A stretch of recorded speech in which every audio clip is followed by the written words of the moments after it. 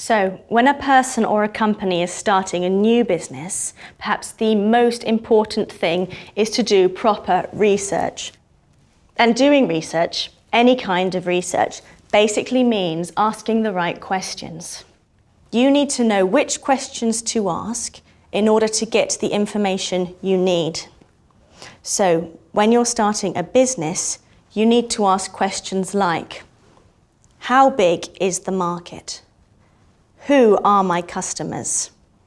How much will they pay for my product or service? Who is the competition? How big is their share of the market? And so on. And of course, one very important question is, how much money will I need? The next very important question is, what are the possible sources of finance I can use? If you have done your research properly, and if you can show that you have done this in your business plan, then it's more probable that you will get access to the finance you need to start your business. Now, according to Bloomberg, the business and financial data news company, about 80% of all new businesses fail in the first 18 months because they run out of money.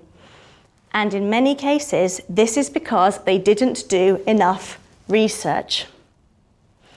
What this means is that a lot of banks won't give loans to new businesses. And even if they do give a new business a loan, they'll charge a very high interest rate.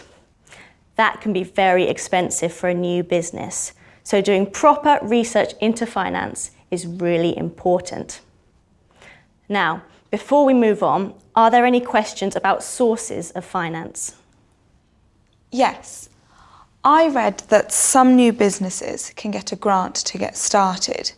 Can you explain how that works?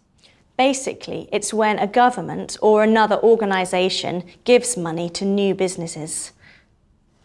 So, is a government grant like an interest-free loan? Yes and no.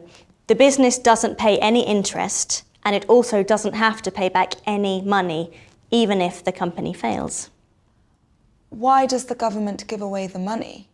Well, because in theory, grants encourage new businesses, which will create jobs and help the wider economy.